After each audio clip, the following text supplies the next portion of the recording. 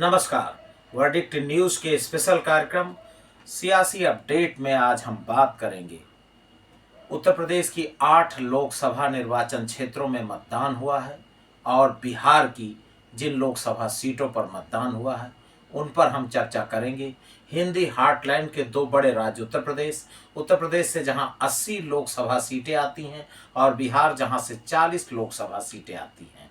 दूसरे चरण के मतदान में आज उत्तर प्रदेश में 8 सीटों का मतदान हुआ है। पश्चिम उत्तर प्रदेश खासकर जाट लैंड की ये सीटें हैं और इनके जिस तरह का वोट प्रतिशत रहा है, मतदान का जो टर्नआउट रहा है, वोटिंग का जो टर्नआउट रहा है, खासकर शहरी मतदाताओं का जिस तरह रुझान रहा है, शहरी मतदाता घरों से नहीं निकले हैं। निश्चित तौर पर खासकर शहरी मतदाता जिनके परंपरागत वोट माने जाते हैं, ट्रेडिशनल वोट माने जाते हैं, भारतीय जनता पार्टी के रणनीतिकारों के लिए परेशानी का सबब बन सकता है। दूसरी सबसे बड़ी चीज ये है कि जिस तरह बहुजन समाज पार्टी ने इस पूरी पट्टी में MY समीकरण को दरकाने के लिए मुस्लिम कैंडिडेचर पर दांव लगाया था, दूसरी बार फिर बहुजन समाज पार्टी के रणनीतिकारों के लिए बुरी खबर है। फियास्को साबित हुई है पूरी रणनीति बहुजन समाज पार्टी की। सीट दर सीट हम बात करेंगे। सबसे पहले पहुंचते हैं मेरठ, जहां भारतीय जनता पार्टी ने रामायण के ब्रांड राम को चुनाव मैदान में उतारा था। यहां पर चुनाव लड़ रहे अरुण गोविल, उनके साथ दीपिका चिखलिया जो रामायण में सीता के रोल में थी और सुनील लहरी जो लक्ष्मण के रोल में थे, गली गली प्रचार करते नजर आए। और इस मेरठ पार्लियामेंट के ऐसे सियासी मिजाज बदले कि अरुण गोविल को अपनी पत्नी की जाति बतानी पड़ी।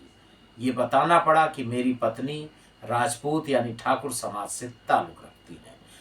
मैं उन लोगों के लिए बताना चाहता हूं कि जो लोग बताते हैं कि हिंदुस्तान की सियासत में, भारत की सियासत में जाति कोई मुद्दा नहीं है, मेरे कुछ आलोचक, कुछ प्रशंसक, कुछ समर्थक मुझसे इत्तेफाक नहीं रखते। मैं हमेशा कहता चला आया हूं कि हिंदुस्तान की सियासत जाति के इर्द गिर्द घूमती है और जब भारतीय जनता पार्टी के कैंडिडेटर जो ब्रांड हैं, राम के नाम की ब्रांड हैं, उनको जब अपनी पत्नी की जाति बतानी पड़ी तो आप मान लीजिए कि हिंदुस्तान की सियासत में और खासकर उत्तर भारत की सियासत में जाति का योगदान कितना तगड़ा है। फिलहाल हम आगे बढ़ते हैं। यहाँ पर जातीय गोलबंदी में एक तो सबसे बड़ा अपडेट यह है कि 2014 और 2019 में बीजेपी से जीते राजेंद्र अग्रवाल को ड्रॉप कर दिया गया, जिससे भारतीय जनता पार्टी के कार्यकर्ताओं में नाराजगी भी थी और भारतीय जनता पार्टी के नेताओं ने, कार्यकर्ताओं ने और रणनीतिकारों ने यहाँ डैमेज कंट्रोल भी किया अरुण गोविल के पक्ष में कि जो नाराजगी थी वो यहाँ पर टूट जाए। दूसरा सबसे बड़ी चीज, बढ़ते हैं समाजवादी पार्टी। समाजवादी पार्टी ने पहले EVM आंदोलन में चर्चित रहे भानु प्रताप सिंह जो सुप्रीम कोर्ट के लॉयर हैं, वकील हैं और बड़ा नाम रहा है उनका, और उनको शुरुआती दौर में समाजवादी पार्टी ने कैंडिडेचर का ऐलान किया। फिर थोड़े दिनों बाद वहाँ पर सरधना से विधायक अतुल प्रधान जो गुर्जर कम्युनिटी से आती है, पिछला मेयर का चुनाव उनकी पत्नी मेरठ पार्लियामेंट से हारी थी और उसका मेन कारण था समाजवादी पार्टी की गुटबाजी। अतुल प्रधान और उसके बाद अतुल प्रधान के बाद फिर सुनीता वर्मा यहाँ मेयर रही हैं और इनके पति योगेश वर्मा हस्तिनापुर से विधायक रहे हैं BSP के ज़माने में और ये मेयर रह चुकी हैं BSP से, मेरठ से। समाजवादी पार्टी ने जाटो समुदाय से ताल्लुक़ रखती हैं और समाजवादी पार्टी ने फिर से दलित चेहरे पर दांव लगाया और मुस्लिम दलित कॉम्बिनेशन पर काम किया। लेकिन एक बड़ा अपडेट और हुआ, BSP ने देवव्रत त्यागी को यहाँ चुनाव मैदान में उतारा और जैसी चर्चा है मीडिया के गलियारों में कि त्यागी मतदाताओं में जबरदस्त नाराजगी थी भारतीय जनता पार्टी को लेकर के, और अगर त्यागी वोटर का ध्रुवीकरण हुआ है देवव्रत त्यागी BSP के उम्मीदवार के प्रति, तो लड़ाई बिल्कुल कांटे की है, बिल्कुल रोचक है और भारतीय जनता पार्टी के लिए बहुत अच्छी खबर नहीं है। लेकिन अगर त्यागी मतदाता गोलबंद नहीं हो पाए हैं BSP के साथ, तो बिल्कुल कांटे की लड़ाई में इस पार्लियामेंट सेगमेंट के नतीजों में कुछ कहा नहीं जा सकता। 4 जून को पता चलेगा। आगे बढ़ते हैं बागपत। बागपत लोकसभा सीट पर पहली बार लगभग 5 दशक के बाद चौधरी परिवार का कोई व्यक्ति चुनाव नहीं लड़ रहा। चौधरी चरण सिंह रहे हों, चाहे चौधरी अजीत सिंह रहे हों और चाहे जयंत चौधरी, पहली बार इस पार्लियामेंट सेगमेंट पे चौधरी फैमिली का कोई कैंडिडेट चुनाव मैदान में नहीं है। डॉक्टर राजकुमार सांगवान, जो राष्ट्रीय लोकदल के कोटे में ये सीट है, बागपत गढ़ माना जाता है राष्ट्रीय लोकदल की बागपत लोकसभा सीट, और यहाँ से डॉक्टर राजकुमार सांगवान राष्ट्रीय लोकदल से चुनाव लड़ रहे हैं। भाजपा और राष्ट्रीय लोकदल की यहाँ पर अग्नि परीक्षा है, तो जो पॉलिटिकल रिलेशन बना है दोनों दलों के बीच उसकी भी अग्नि परीक्षा है। और यहाँ पर भी समाजवादी पार्टी ने पहले मनोज चौधरी को चुनाव मैदान में उतारा और फिर अपनी रणनीति में तब्दीली करते हुए साहिबाबाद से एक जमाने में विधायक रहे अमरपाल शर्मा, बड़ा नाम है अमरपाल शर्मा का, और ब्राह्मण उस समाज से ताल्लुक रखते हैं, उनको उतारकर लड़ाई को रोचक बना दिया है। यानी ब्राह्मण मुस्लिम गठजोड़ पर यहाँ पर समाजवादी पार्टी ने काम करने की कोशिश किया है और एक तरह से राष्ट्रीय लोकदल बीजेपी कंबाइन को फंसा दिया है समाजवादी पार्टी के ने। बीएसपी ने यहाँ गुर्जर समाज से प्रवीण बैसला को चुनाव मैदान में उतार दिया है। मलूक नागर भडाना, बड़े नाम गुर्जर समाज के, मेरठ से एमपी रहे अवतार सिंह भडाना, करतार सिंह भडाना और मलूक नागर, बड़े बड़े नाम गुर्जर समाज से यहाँ एमपी रहे हैं। और जिस तरह बीएसपी ने अपनी पुरानी रणनीति पर यानी मुस्लिम दलित गुर्जर कॉम्बिनेशन पर काम करते हुए प्रवीण बैसला को चुनाव मैदान में उतारा, नतीजे किधर भी जा सकते हैं, कहीं भी जा सकते हैं। अमरोहा लोकसभा सीट, कुंवर दानिश जो पिछले चुनाव में तंवर को चुनाव मैदान में बीजेपी के कैंडिडेट को चुनाव हराए थे, गठबंधन में सपा बसपा गठबंधन में बीएसपी के उम्मीदवार थे, वो चुनाव जीते थे। और कंवर सिंह तंवर यहाँ चुनाव हार गए थे भारतीय जनता पार्टी ने। भारतीय जनता पार्टी ने इस बार फिर तंवर पर दांव आजमाया है, फिर उनको रिपीट किया गया, उन्हीं को टिकट दिया गया है। और इस बार पाला बदल करके सपा कांग्रेस गठबंधन में कांग्रेस के उम्मीदवार हैं कुंवर दानिश और बहुजन समाज पार्टी ने यहाँ पर मुस्लिम उम्मीदवार यानी डॉक्टर मुजाहिद हसन को उतारकर एक तरह से गठबंधन की राह में कांटे बोने का इंतज़ाम किया है। लेकिन जो मैंने शुरुआत में बताया कि सेक्युलर वोटर, खासकर मुस्लिम वोटर बीएसपी के प्लेटफॉर्म पर खड़े दिखाई नहीं दे रहे हैं, पूरी तरह से कांग्रेस के समर्थन में है। कहीं इक्का दुक्का अलग की बात है, पूरी दमदारी के साथ मुस्लिम समाज इस पार्लियामेंट सेगमेंट पर गठबंधन के साथ नजर आया है। कांटे की लड़ाई है। खड़गवंशी और सामान्य बिरादरी और सैनी बिरादरी के बलबूते, राजपूत बिरादरी के बलबूते भारतीय जनता पार्टी के उम्मीदवार कंवर सिंह तंवर भी मजबूत पोजीशन में है। नतीजा कुछ भी हो सकता है। अगली सीट है गौतम बुद्ध नगर। यहाँ 2014 और 2019 में जीते doctor Mahesh Sharma, highly profile candidature हैं डॉक्टर महेश शर्मा, उनको चुनाव मैदान में भाजपा ने फिर उतारा है। और जिस तरह गुजरलैंड की इस पार्लियामेंट सीट पर डॉक्टर महेंद्र नागर, यहाँ सपा ने 2 बार अपने कैंडिडेट बदले और फिर डॉक्टर महेंद्र नागर पर दांव आजमाया है। बसपा ने यहाँ राजपूत समाज से पहले विधायक रहे, बुलंदशहर से विधायक रहे राजेंद्र सोलंकी यानी ठाकुर बिरादरी के उम्मीदवार को, यहाँ राजपूत का 24वां भी है, उतार करके एक तरह से भारतीय जनता पार्टी के ट्रेडिशनल वोट बैंक में डेंट करने की कोशिश की है। अब ये देखना ये है कि बीएसपी के कैंडिडेचर ने अगर तगड़ा डेंट किया तो निश्चित तौर पर महेश शर्मा कांटे की लड़ाई में फंसते नजर आ रहे हैं, और नहीं तो गुर्जर मुस्लिम दलित कॉम्बिनेशन के बलबूते समाजवादी पार्टी और ब्राह्मण मतदाताओं के सहारे इस सीट पर दमदार लड़ाई हो सकती है। गाजियाबाद बढ़ते हैं। यहाँ पर बड़ा नाम जनरल वीके सिंह को ड्रॉप कर दिया गया है। 2 बार एमपी रहे, मंत्री रहे, बड़ा नाम है। और अजगर समीकरण, अहिर जाट गुर्जर राजपूत की जिस समीकरण की भाजपा लगातार चर्चा करती रही, जनरल वीके सिंह, राव इंदरजीत सिंह, वीरेंद्र सिंह चौधरी और कृष्णपाल सिंह गुर्जर। जनरल वीके सिंह गाजियाबाद से, राव इंदरजीत सिंह गुड़गांव से, कृष्णपाल सिंह गुर्जर फरीदाबाद से और चौधरी वीरेंद्र सिंह जो अब फिर कांग्रेस में लौट गए हैं। अजगर समीकरण का जो पुराना प्रयोग था, बीजेपी ने उस पर इस बार जोर आजमाइश नहीं किया है। वैश्य समाज के विधायक अतुल गर्ग पर दांव आजमाया है और यहाँ पर कांग्रेस कोटे में आई गठबंधन में सीट ने फिर डॉली शर्मा जो ब्राह्मण समाज से ताल्लुक रखती हैं, मुस्लिम ब्राह्मण कॉम्बिनेशन के सहारे डॉली शर्मा तगड़ी चुनौती। फिलहाल शहरी मतदाताओं की संख्या ज्यादा होने से यहाँ भाजपा का पलड़ा भारी है। अगली सीट यहाँ पर राजपूत समाज के नंद किशोर पुंडीर को उतार के बसपा ने एक तरह से अतुल गर्ग की राह में कांटे बिछाने का काम किया। फिलहाल ये नतीजे बताएंगे। वैचारिक रूप से और ट्रेडिशनल मतदाताओं के हिसाब से देखा जाए तो ये भाजपा का अभेद्य दुर्ग है। अलीगढ़ बढ़ते हैं। यहाँ पर लगातार 14 और 19 में चुनाव जीते सतीश गौतम को फिर भारतीय जनता पार्टी ने रिपीट किया है, जो ब्राह्मण समाज से आते हैं और पहले कांग्रेस से यहाँ कर्जा माफी के जमाने में एमपी रहे। चौधरी बृजेंद्र सिंह इस बार समाजवादी पार्टी के उम्मीदवार हैं, गठबंधन के उम्मीदवार हैं और बसपा ने यहाँ ब्राह्मण उम्मीदवार शैलेंद्र उपाध्याय को उतार कर सतीश गौतम की राह में कांटे बिछाने का काम किया है। अगर बड़ा डेंट हुआ बीएसपी के कैंडिडेचर के द्वारा तो निश्चित तौर पर बाजी पलट सकती है। जाट की भी नाराजगी है और यहाँ बाहरी बनाम ब्रजवासी की भी बात हो रही है और ये अलीगढ़ जो पूर्व मुख्यमंत्री कल्याण सिंह की प्रभाव वाली अतरौली सीट इसी लोकसभा का हिस्सा है। एक बड़ा अपडेट था कि राजपूतों की नाराजगी की चर्चा थी।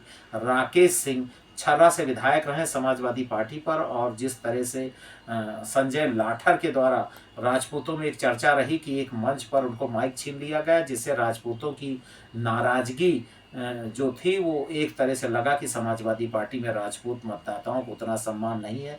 आखिरी समय तक लगभग 70% राजपूत मतदाता शिफ्ट कर गए भारतीय जनता पार्टी के साथ और 30% मतदाता कुछ बीएसपी और कुछ समाजवादी पार्टी में डिवीजन हुआ है। नतीजे बिल्कुल कांटे की लड़ाई चौधरी बृजेंद्र सिंह और सतीश गौतम में है। आज हम बात करेंगे देश में दूसरे चरण का मतदान आज संपन्न हुआ है। बिहार में 5 लोकसभा सीटों पर आज वोट डाले गए हैं। इन सीटों का सियासी रुझान किधर होगा, कहां होगा, क्या परिस्थितियां बनी हैं, आज हम उस पर चर्चा करेंगे। जी हाँ, मैं ओपी यादव चुनाव विश्लेषक और आप देख रहे हैं हमारा स्पेशल कार्यक्रम सियासी अपडेट वर्डिक्ट न्यूज का स्पेशल कार्यक्रम। अगर आपने इस चैनल को सब्सक्राइब नहीं किया तो सब्सक्राइब करिए और हमें सहयोग करिए, समर्थन करिए। सीमांचल कोसी की 5 लोकसभा सीटें कटिहार, किशनगंज, पूर्णिया, भागलपुर और बांका, ये 5 लोकसभा सीटें हैं जहां आज वोट डाले गए हैं। सीट दर सीट हम चर्चा करेंगे, विश्लेषण करेंगे। कटिहार से तारिक अनवर शरद पवार के नज़दीकी रहे और 2014 का चुनाव एनसीपी की टिकट से यहाँ चुनाव जीते थे। यूथ कांग्रेस से जिनकी पॉलिटिक्स की शुरुआत हुई, हैवी वेट पॉलिटिशियन माने जाते हैं। बिहार में बीपीसीसी बिहार प्रदेश कांग्रेस कमेटी के प्रेसिडेंट भी रहे हैं। पिछला चुनाव लगभग 40-45 हज़ार वोटों से मामूली मार्जिन से वो लोकसभा का चुनाव हार गए थे। दुलाल चंद गोस्वामी जनता दल यूनाइटेड, ये जो पूरी पट्टी है सीमांचल कोसी की, इसमें सारे उम्मीदवार जनता दल यूनाइटेड की हैं और दूसरी तरफ कांग्रेस और राष्ट्रीय जनता दल के कैंडिडेट चुनाव मैदान में। सिर्फ एक सीट है पूर्णिया, जहां हाईली प्रोफाइल सीट बन गई है, हॉट सीट बन गई है। वार्ड राहुल गांधी की सीट से ज़्यादा चर्चा पूर्णिया लोकसभा की मीडिया के गलियारों में हो रही है। ये इस बार की जो सियासत है उसमें पहली बार देखने को मिला है। मीडिया का पूरा फोकस पूर्णिया है, यानी पप्पू यादव पर।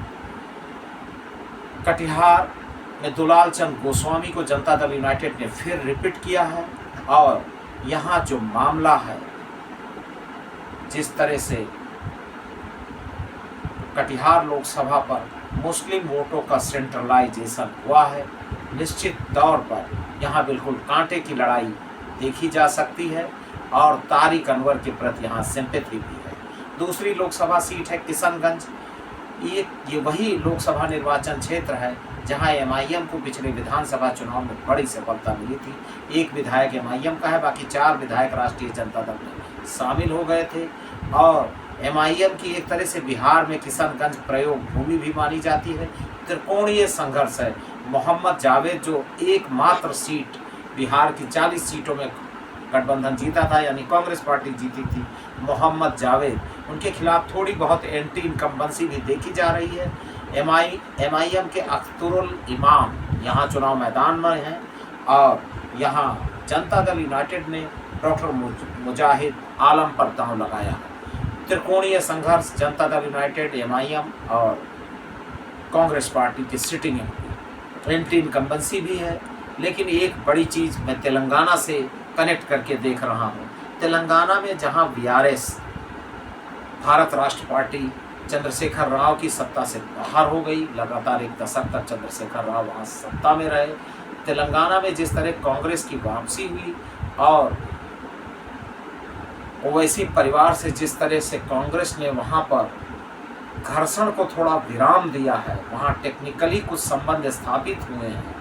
एक तरह से यहाँ पर ओवैसी की पार्टी कांग्रेस को वॉकओवर दे रही है, क्योंकि जो मुसलमान मतदाताओं का मिजाज है, भाजपा के खिलाफ वोटिंग का पैरामीटर का जो टर्नआउट है, उसको देखते हुए इस सीट पर एंटी इनकम्बेंसी होने के बावजूद, क्योंकि बीजेपी की बनिस्बत मुस्लिम मतदाता कांग्रेस को अपना नज़दीकी मानते हैं और निश्चित तौर पर पूरी तरह से मुस्लिम मतदाता यहाँ सिटिंग एमपी मोहम्मद जावेद के पक्ष में नज़र आ रहे हैं। यहाँ पर कांग्रेस पार्टी का पलड़ा भारी है। किशनगंज कांग्रेस पार्टी जीत भी सकती है, फिर से रिपीट भी कर सकती है। अगली सीट है पूर्णिया। मैंने पहले भी कहा कि बिहार की 40 लोकसभा सीटों की सबसे हाईली प्रोफाइल और हॉट सीट में कन्वर्ट हो चुकी है पूर्णिया। पूर्णिया का निर्दल का इतिहास भी रहा है और पप्पू यादव के साथ इतिहास दोहरा भी रहा है। पप्पू यादव अपने जीवन का पहला विधानसभा चुनाव निर्दल जीते। पहला लोकसभा चुनाव 1991 में निर्दल जीते। 96 में भी तकनीकी रूप से समाजवादी पार्टी का सिंबल जरूर था, लेकिन वो इंडिपेंडेंट भी थे। और 98 में भी निर्दल जीते। यही पूर्णिया लोकसभा सीट थी। इस बार पप्पू यादव ने अपनी पार्टी जन अधिकार पार्टी का कांग्रेस में विलय किया। लालू यादव तेजस्वी यादव से मिले और उसके बाद ये सीट आरजेडी कोटे में गई और जनता दल यूनाइटेड से आई। निर्दल भी विधायक रही, जदयू की विधायक रही। बीमा भारती जो कुर्मी समाज से आती हैं, आरजेडी ने उनको सिंबल थमा दिया। और जिस तरह से मोहन प्रकाश से लेकर बड़े नेता लगे, लेकिन आरजेडी के सामने कांग्रेस सरेंडर कर गई। पप्पू यादव को निर्दल यहाँ चुनाव मैदान में आना पड़ा और वोट पड़ते पड़ते यहाँ छोटी मोटी हिंसा की भी बात हुई। लेकिन पूर्णिया का बेटा पप्पू यादव, जिस तरह की स्थिति बनी सियासी रंगमंच पे, तीनों जो सियासी कलाकार कहा जाए उसमें पप्पू यादव बनाम संतोष कुशवाहा 2 बार से पूर्णिया का चुनाव जीत रहे हैं। और पिछली बार जिसको कांग्रेस ने उतारा था, उदय सिंह, पहले भाजपा से यहाँ एमपी रहे हैं। पप्पू यादव के मधेपुरा जाने के बाद उन्होंने नाराज होकर के कांग्रेस छोड़ दिया। यहाँ पर संतोष कुशवाहा से भी कुशवाहा बिरादरी का उतना वोट नहीं मिला है, नाराजगी भी देखने को मिली है। लेकिन मोस्ट बैकवर्ड फिलहाल एक बड़ी चीज़ पूर्णिया में रही, महादलित वोट पप्पू यादव की तरफ शिफ्ट करता नजर आया है। कहने का तात्पर्य सिर्फ इतना है कि इस लोकसभा सीट में तेजस्वी फेल हो गए, यानी राष्ट्रीय जनता दल फेल हुई। बीमा भारती तीसरे पायदान के लिए लड़ाई लड़ रही है। पप्पू यादव को बच्चा चर्चा कर रहा है। और जहां एक तरफ कांग्रेस और राष्ट्रीय जनता दल का कंबाइन, दूसरी तरफ सत्तारूढ़ भारतीय जनता पार्टी जनता दल यूनाइटेड गठबंधन, उसके बीच में मैं मानता हूं 2020 के बाद बिहार में इंडिपेंडेंट पार्लियामेंट कोई नहीं पहुंचा। ये पहली जंग है जो पार्लियामेंट के रास्ते तक पहुंच चुकी है। यानी पूर्णिया की लड़ाई संतोष कुशवाहा बनाम पप्पू यादव में है। थोड़ा बहुत हिंसा के पहले 2 दिन पहले की बात है, ये कहा जा रहा था कि पप्पू यादव चुनाव जीत चुके हैं, लेकिन थोड़ी सी अनिश्चितता आ गई है। फिलहाल हर वोटर यही कह रहा है कि संतोष कुशवाहा और पप्पू यादव में कांटे की लड़ाई है, नतीजा कुछ भी आ सकता है। बढ़ते हैं भागलपुर एक ज़माने में जनता दल से 1989 और 91 में यहाँ से चुनचुन प्रसाद यादव लालू यादव के नज़दीकी रहे, एमपी हुआ करते थे। भागलपुर में अजीत शर्मा, जिनकी बेटी फिल्म अभिनेत्री भी है, पहले उनकी भी चर्चा थी। और अजीत शर्मा यहाँ भागलपुर सदर से विधायक भी हैं। कांग्रेस पार्टी की कोटे में ये सीट आई और यहाँ पर कांग्रेस से अजीत शर्मा चुनावी प्रबंधन के लिए बहुत मजबूत नेता माने जाते हैं। और जनता दल यूनाइटेड ने अजय मंडल, जो सिटिंग एमपी हैं यूनाइटेड के, बीजेपी कंबाइन के, उनको फिर से रिपीट किया है। अति पिछड़ा और भूमिहार यानी अपर क्लास बनाम पिछड़ा का चुनाव इस सीट पर देखा जा रहा है।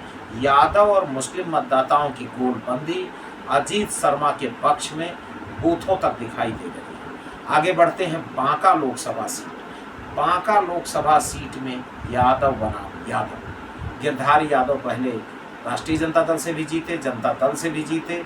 जनता दल यूनाइटेड से सिटिंग एमपी हैं, नीतीश कुमार के नज़दीकी माने जाते हैं और यहाँ पूर्व केंद्रीय मानव संसाधन विकास राज्य मंत्री और लगातार 15 साल तक बिहार में शिक्षा मंत्री रहे जयप्रकाश नारायण यादव को राष्ट्रीय जनता दल ने फिर से चुनाव मैदान में उतारा है। उनके छोटे भाई विजय प्रकाश मंत्री रहे हैं, विधायक रहते हैं और बहुत मजबूती से लालू यादव के बड़े नज़दीकी और वफादार लोगों में गिने जाते हैं जयप्रकाश नारायण यादव। यादव बनाम यादव की लड़ाई में सबसे रोचक तथ्य ये है कि राजपूत वोटरों का मिजाज फिर जदयू भाजपा गठबंधन के साथ है। यानी ये सीट है दिग्विजय सिंह जो चंद्रशेखर की सरकार में, अटल जी की सरकार में मंत्री हुआ करते थे, गृह राज्य मंत्री दिग्विजय सिंह। उनकी पत्नी पुतुल कुमारी यहाँ निर्दल भी चुनाव लड़ चुकी हैं। राजपूत मतदाताओं ने देखा कि अगर जदयू कोटे में सीट जा रही है तो जदयू के गिरधारी यादव से तो वापस ली जा सकती है, इसलिए अपनी पुराने परंपरागत सिस्टम पर निर्वाह करते हुए राजपूत मतदाताओं ने आखिरी समय जनता दल यूनाइटेड और भाजपा के पक्ष में वोटिंग करने का फैसला किया। कांटे की लड़ाई में जयप्रकाश नारायण यादव और गिरधारी यादव यानी यादव बनाम यादव की इस लड़ाई में जदयू का पलड़ा अभी भारी दिखाई दे रहा है।